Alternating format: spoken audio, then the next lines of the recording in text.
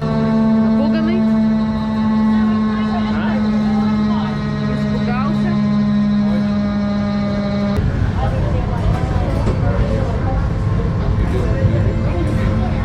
Вот мы заезжаем на это колесо огромное.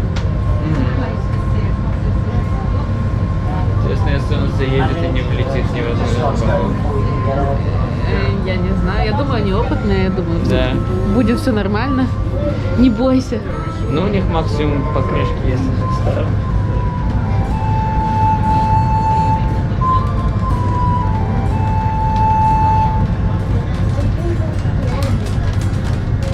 Штука по заказу она поднимается или просто? В плане по заказу. Ну, типа... Но если тебе надо перейти на канал сверху, то ты платишь, и у тебя заплываешь своей лодочкой. Okay then, well, good morning ladies and gentlemen. If you look out to the left, you will see me waving at you. I am practicing social distancing, which is why I can use a microphone by taking my mask off to speak to you safely. Talking about safety, my name's Eddie, I'm the crew, and apart from the face mask thing, I'm wearing another fetching number, and if you look behind you, you can see Colin, your skipper, wearing the other fetching number of safety. It's called a life jacket. There are only two, and we're wearing them, and no are you. We work here, we need them, we're outside the boat. You are inside the boat, and therefore do not require one. But what you are required to do under the present COVID regulations regarding public transport, there are important rules you must adhere to. 1. You must wear safety mask at all times. 2. As the sign says, no drinking or eating on board. Trains, planes, buses, boats. No eating or drinking on board. You can drink through your mask and pass on germs by leaving your food lying about. Thirdly, remain on your seat. Leave the windows, do not touch them. It's raining. There's nothing you can do if it was to steam up. 4, at the end of the trip, remain seated. We will disembark you in the same manner that we loaded you. Just the opposite. Does that make sense? Yeah. Thank you very much for listening. Now, there'll be a safety announcement shortly, but before that I want to ask you all a question, see if you're paying attention. First prize goes for the best family of face masks I've seen the last 2 weeks. Well done. That was very fancy and colour matched and everything. Well done. Now, does everybody know what to do if the boat were to sink? Swim ashore. Remain seated and lift your feet. There you go, folks. That's all you need to know. Thanks once again. I'll see you about, and thank you for understanding the present situation. Bye.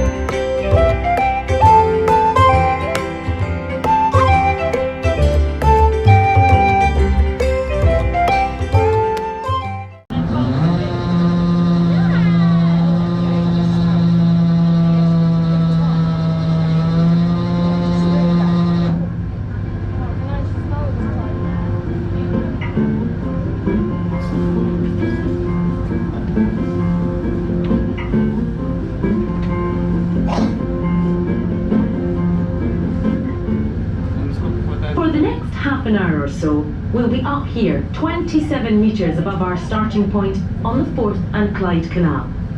We're now moving at 4 miles an hour over the reinforced concrete aqueduct. There's just over 100 metres between here and the tunnel, dead ahead of us. We'll go right through that and turn around before heading back and taking a look at the view that's right behind you now. You might have noticed that there are 2 tourist boats in service at the Falkirk Wheel, each with slightly strange names. Archimedes and Antonine. Did you see which one you are on today when you got on? Those special names were chosen for a reason. They're both important parts of the wheel's identity. First, Archimedes. He was a scholar and mathematician in ancient Greece who discovered something that's very important for the operation of the wheel. Any floating object displaces its own weight of fluid. Okay, that might need a bit of explanation. Archimedes' principle says that when an object is placed in water, for example the boat you are sitting in now, it displaces its exact own weight in water. The amount of water that moves out of the way to make room for us is equal in weight to the boat itself. That might sound quite simple, but it's actually really important for the smooth operation of the Falkirk Wheel. Each gondola, that's the big tub of water we just travelled up in, holds 250 tonnes of water. When our boat sailed in, we pushed about 60 tonnes of water. That is the weight of the boat and its fuel and all the people in it, out meaning that the gondola then had 190 tonnes of water and 60 tonnes of boat in it. So the contents of the gondola still weigh 250 tonnes. The clever part is that the other gondola will also weigh exactly 250 tonnes as well. We are evenly balanced with them, and that means that it only takes a tiny bit of energy to get us moving around the central core of the wheel. We're balancing each other out. So while you might think it would take a lot of energy to lift 250 tonnes of steel, water, boat and even you up the 27 metres we just came, it actually took just a small push. About the same amount of energy as boiling 8 electric kettles. That's enough for a cup of tea, each for everyone on the boat. We haven't got time for a cuppa now, but you can get one down at the visitor centre afterwards while you watch the wheel going round again. Another really clever part of the wheel are the cogs. You can't see them as they're inside the workings, but these huge jagged wheels and sensors stop us from tipping over as we move up and down around the wheel. When the designers were putting the plans for the Falkirk Wheel together, they were confident it would work on paper, but they weren't exactly sure. This is the first rotating boat lift in the world after all. So to test their theory out, they built a small-scale model out of Lego to see how it went. Fortunately, the principle worked and the design was commissioned. As we get close to the tunnel ahead, you'll note that we're in a rather charming landscape. At some times of the year, the pool to your left is home to herons. The canal system stretching across Scotland is home to over 30 varieties of aquatic plants, 15 species of mollusks, over 30 types of water flea, and even freshwater sponges. Plus the ducks and swans. It's been known for fish to swim into the gondola at the bottom and travel up to the Union Canal with us. Of course, they displace their own weight too. And there are footpaths here as well, leading up into the woods. You can walk along these later if you like. On the right side of the boat, as we enter the tunnel, you'll see a sign reading Rough Castle Tunnel. What castle? You can't see a castle near here. That's because we're about to travel underneath it. Well, almost. There's a Roman castle fort on the hill really quite close by. It was placed there around the year 143 AD as part of a network of military bases built by the Romans to defend the area. These forts were linked by a wall running right the way across the width of Scotland. For a lot of its distance, this system of forts and walls follows the rough route of the Forth and Clyde Canal, linking the east and west sides of the country. Only the canals were designed to make transport and communication across the country easier. The castle forts were built by the military to control people and keep them out of the northern border of what was then the Roman Empire. Now, you'll almost certainly be aware of another Roman emperor, best known for his wall in northern England. The wall above you now wasn't built by Hadrian though. It was constructed during the reign of Emperor Antoninus Pius. It's known as the Antonine Wall, and that's the name of our other boat, Antonine. Skip forward 1600 years, and this landscape, instead of being a conflict zone, was one of rapid industrial expansion.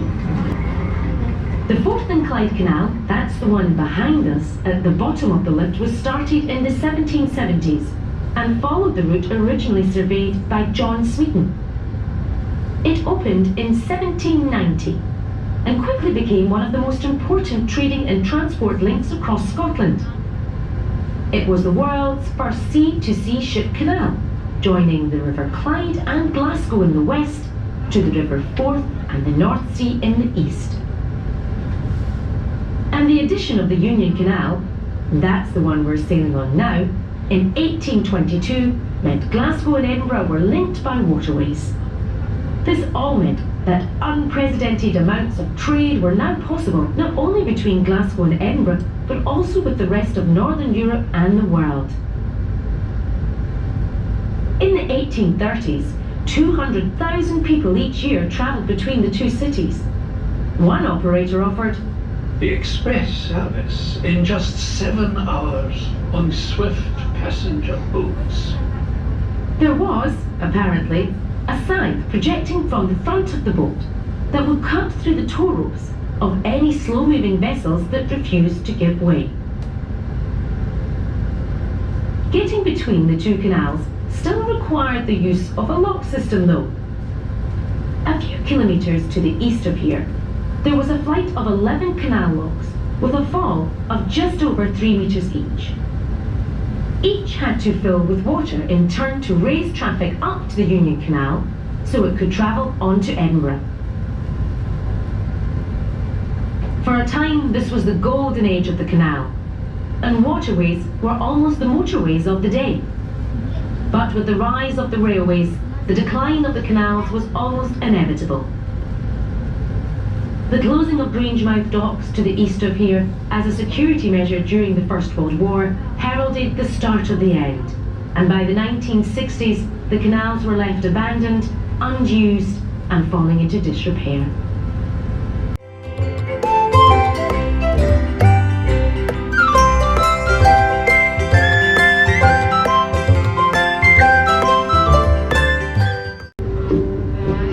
As we emerge out of the tunnel, you'll notice that we're in a much different landscape now. More intimate, and certainly not quite such grand views as on the other side. When we turned around and gone back through the tunnel, you'll appreciate the views from there, looking out over central Scotland from a scenic vantage point. But for a moment, enjoy the canal side setting. The land around here is stunning and ready for exploration, if you're so inclined. From the visitor centre, there are 3 walks of different lengths exploring this area, including the remains of the Roman fort and the Antonine Wall. Ask for a map in the visitor centre, or you can hire bikes and make your way 6 kilometres east along the canal path to see the Kelpies. 2 majestic 30-metre high sculptures of horse heads rising out of the water. These Celtic water horses are not only a link with the mystical mythology of Scotland, but are also a reminder of the vast numbers of horses who worked on the canals pulling barges for years on end. Today we run our boats on diesel. Compared to days gone by, it means there's no horse waste left by the side of the canal towpath anymore. And we can now travel faster and in almost all weathers too. You'll notice 2 more locks here. These take boats to the main level of the Union Canal, another 7 metres up, making the total height above our starting point 35 metres. This then runs as far as Edinburgh, which, if you were to sail there today, would take about 9 or 10 hours. But most people on a pleasure cruise do it over a couple of days. In fact, these locks were installed as part of the renovations to the canal system and the installation of the Falkirk Wheel.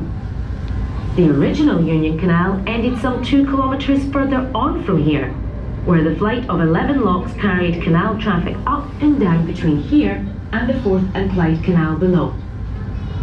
And from that level, 2 locks up from here, the Union Canal stretches all the way to Edinburgh without a single lock. It's a feat of engineering and construction laid out by the canal's designer Hugh Baird in the 1820s. Despite the canal from Falkirk to Edinburgh being over 50 kilometres long, there is a fall of just 2.5 centimetres between either end, all designed without a computer. It's important to remember that we're on part of a canal network that stretches right across Scotland. And in recent years it's been growing in popularity, thanks in part to projects like the Falkirk Wheel. But there's also been a rise in the appetite from the public for enjoying our historic waterways. There are 22 million visits a year to our canals, with people enjoying the towpaths, walkers, joggers and cyclists alike. On the water, people enjoy canoeing and kayaking, and canal boat holidays are increasingly popular. Welcome on board.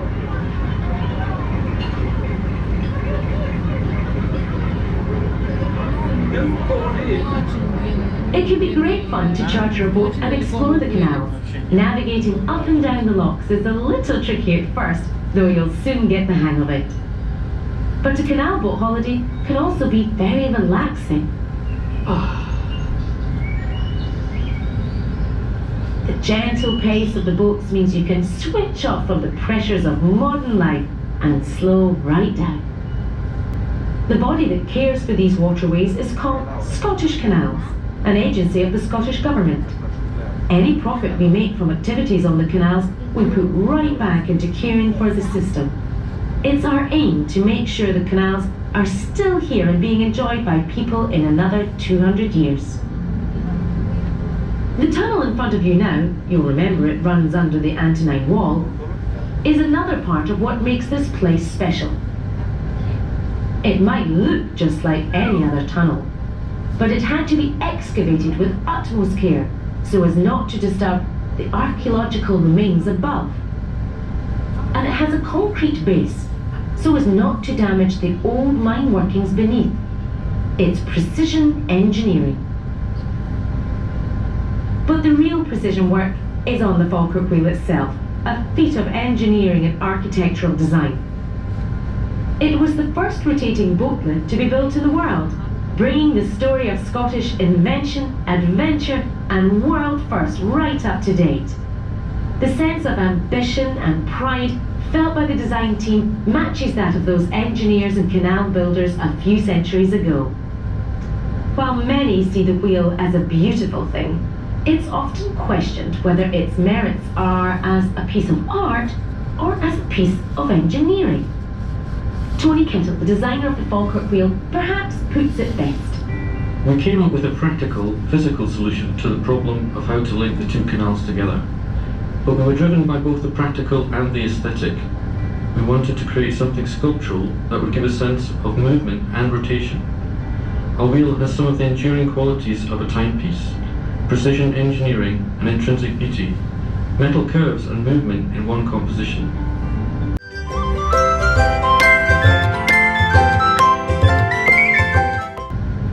You might have wondered why we went to the trouble of creating the Falkirk Wheel.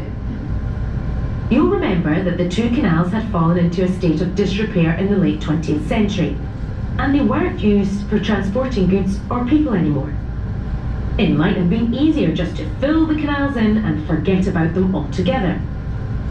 But then, in the late 1990s, it was realised that the redevelopment of these waterways could create what became known as a corridor of opportunity right across the central belt of Scotland.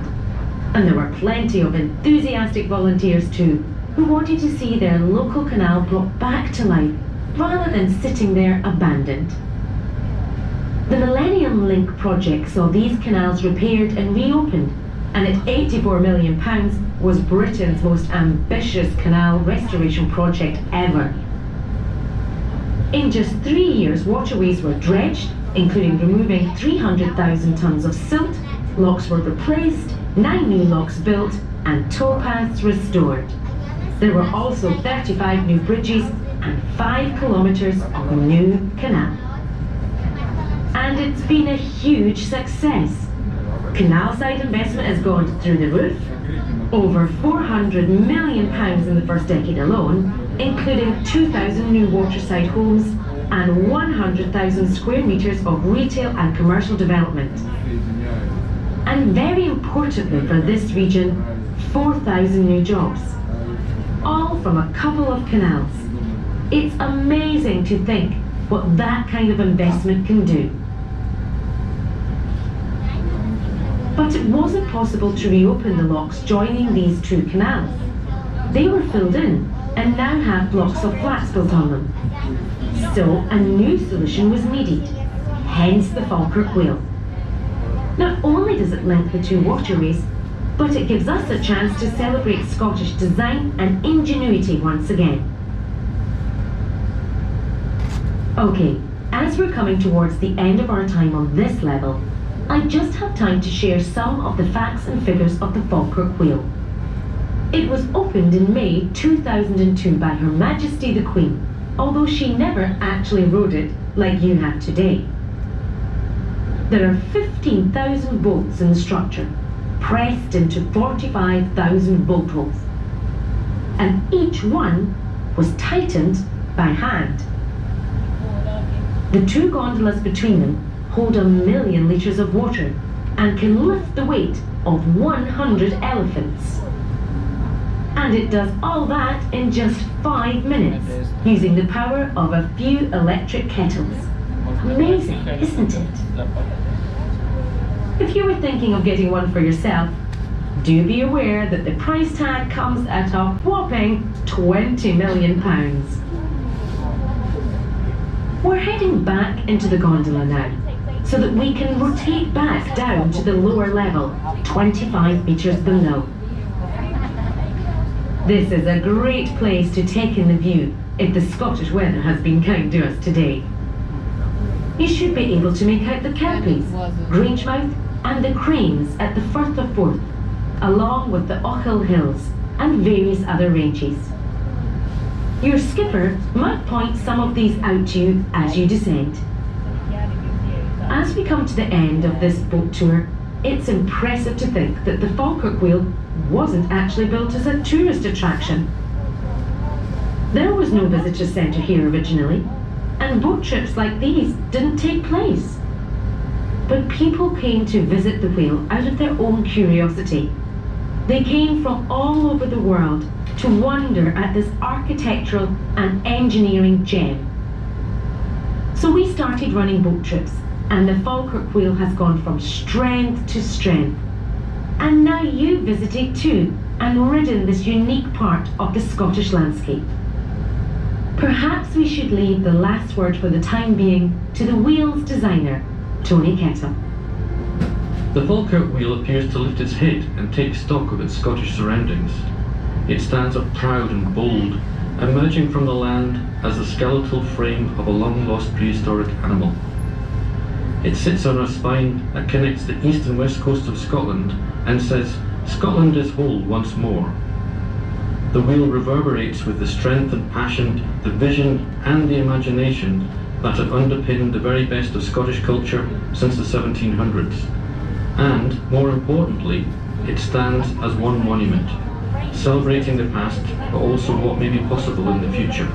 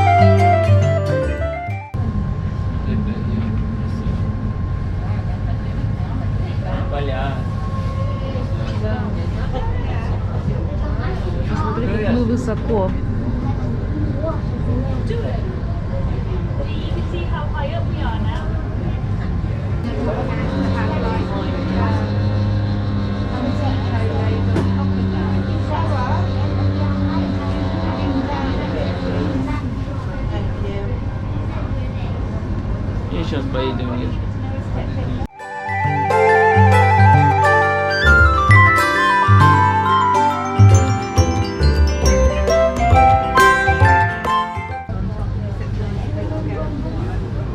Довольная Вика. Или недовольная, тебе не узнать. Брынь.